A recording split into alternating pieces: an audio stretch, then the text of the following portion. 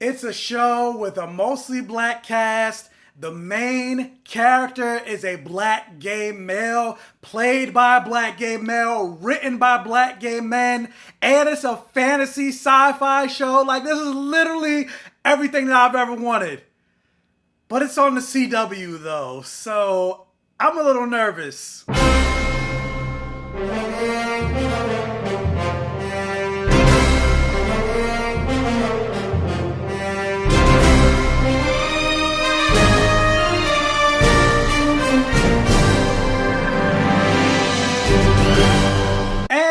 Welcome to my safe haven. Thank you guys so much for clicking on another video here on the Black Gay Comic Geek channel. If this is your first time clicking on one of my videos, thank you so much. Allow me to introduce myself. Hey, my name is Michael. I call myself the Black Gay Comic Geek, and I always say the things that I love to talk about on my channel has blood, sex, gore, and magic, or any variation of the four. So I like to talk superheroes. I like to talk comic books. I like to talk video games. I like to talk action movies. I like to talk horror movies. I like to talk sci-fi, and I like to talk fantasy, and I love to talk about black representation and queer representation, or a lot of times the lack thereof in sci-fi fantasy properties. But you're not getting that for this particular show. There is no lack thereof. You're getting both black and queer representation at the same time. You don't have to choose between, because I always say the things as being a black gay comic, you always have to choose between black representation and queer representation. Very rarely do you get the intersectionality of both.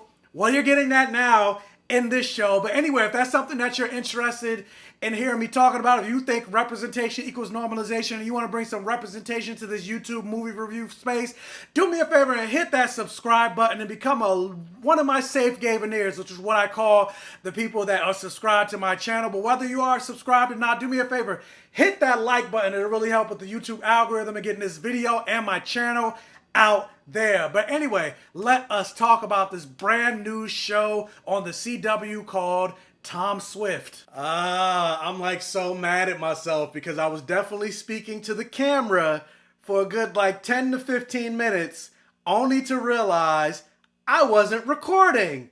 So now I gotta say all this all over again. I don't feel like it, but I'm still gonna do it. Gotta release the video. But anyway, the synopsis for Tom Swift is, so stealing this line from Tony Stark himself from Marvel, Tom Swift follows openly gay genius, billionaire, playboy, philanthropist, inventor as he's dragged into a sci-fi conspiracy and mystery after the disappearance of his father. And as I mentioned in my intro, like, I was pretty much done with the CW and all of their shows. Like, and it's funny because I was a big fan of the CW at one point with like the originals, Vampire Diaries. Of course, I mentioned my love for Buffy the Vampire Slayer. Now, granted, that was before it was the CW. That was when it was just the WB network, but it's essentially the same thing. UPN and WB merged to become the CW. And so I watched Supernatural, especially the Arrowverse, Arrow, The Flash, Legends of Tomorrow, etc. But now, like, it just got to the point, especially after like Crisis on Infinite Earths, like I was done with the Arrowverse, I was done with the CW,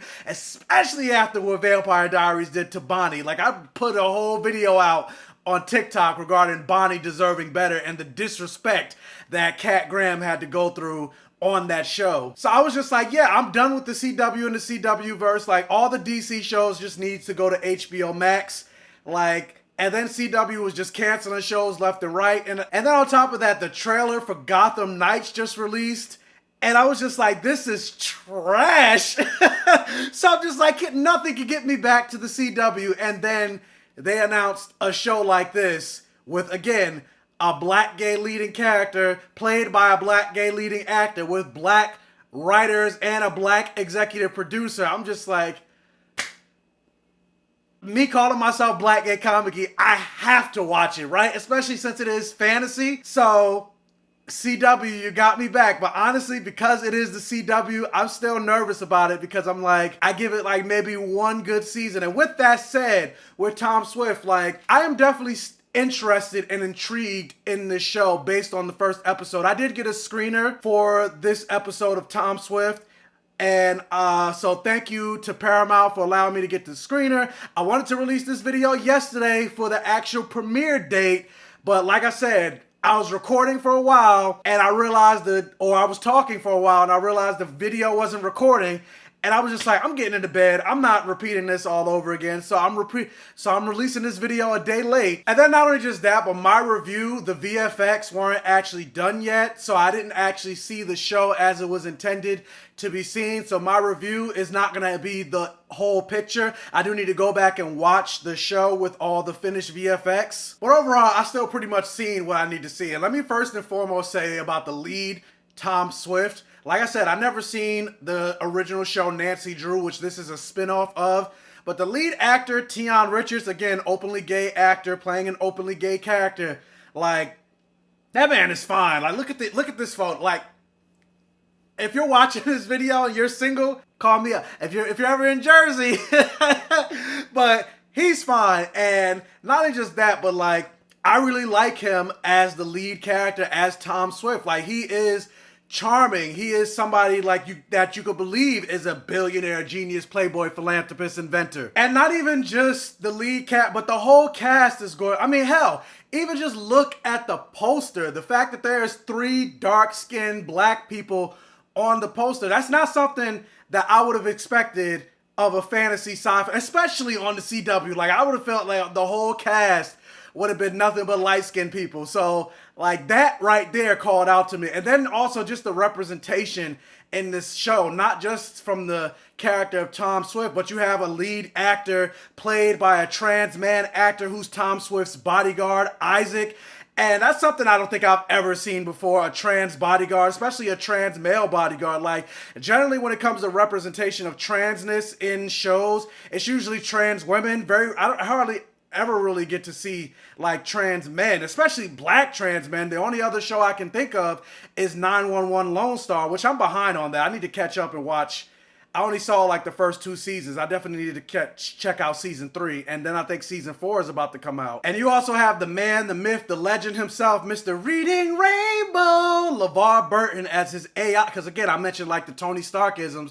So Tom Swift has his own sentient AI called Barclay, which is voiced by Levar Burton. And like I mentioned, this show is on the CW, so there's definitely some CW-isms. There was definitely some moments in the show. It's not the worst of the CW, but there were definitely some moments in the show that I was rolling my eyes because I was just like, this feels just like this drama that they're injecting with this show and these characters, like it doesn't feel natural. It's just like they're doing it just for drama's sake. So yeah, I definitely was rolling my eyes at a certain point because that's one thing I hated, especially when it came to like the later seasons of Arrow. I was just like, this conflict that you're having between these main characters, like it doesn't feel like it doesn't make sense. And then there's also certain moments of like the acting where it was for certain characters, it was definitely a little spotty, and some of the action sequences, not action sequences, because there weren't action sequences, but like there's a certain moment in the middle, no spoilers, but that's the most action that we got from the show. And again, I saw it with like the VFX are not fully done. So take what I'm saying with a grain of salt. Who knows if it might have looked better in the actual post-production or when it actually aired on television. But like, I was like, that could be polished up just a little bit more. But overall, I'm still intrigued about the mystery and this world that they're going to introduce the more, because there wasn't really a whole lot of like unexplained sci-fi phenomenon. I want to see like, is there going to be magic, aliens, all of that stuff happening in this world. I'm glad it has black people involved because like I mentioned before, you know, especially when it comes to sci-fi fantasy space, and not only are black people not really, like think of how many black people are in Star Wars. You can name them on like one hand, especially when it comes to like black women. And then you can name none for the most part when it comes to like gay characters. But yeah, but overall, I would definitely, based on this first episode, I would recommend it. I'm not turned off by it. It's not something that I'm just like, ooh, like it's a must watch. I need to watch it and actually, let me take it back. Just for the sake of this show existing, it's definitely a must watch. And then plus pilots are hard. Like I think about the first even 13 episodes of Agents of S.H.I.E.L.D. Like, I fell off on the show at a certain point. I was just like, yeah, I can't, this show is boring. And then, like, after episode maybe 16, the show, like, really took off. And, like, I feel like out of all the superhero shows, the Arrowverse, and I feel like Agents of S.H.I.E.L.D. was the best show out of all of them and the most consistent show. Because seasons, like, the last half of season 1, season 2, 3, 4, especially season 4. Season 4 is my favorite season of Agents of S.H.I.E.L.D. 5, 6. I didn't finish the final season. I need to go back. Now that I think about it, I'm like, dang, I need to go back and watch that final season of Agents of S.H.I.E.L.D. But Agents of S.H.I.E.L.D. was consistently good, and people sleep on that show because of the terribleness, or not terribleness, but the slowness of the first season. So who knows? I'm really hoping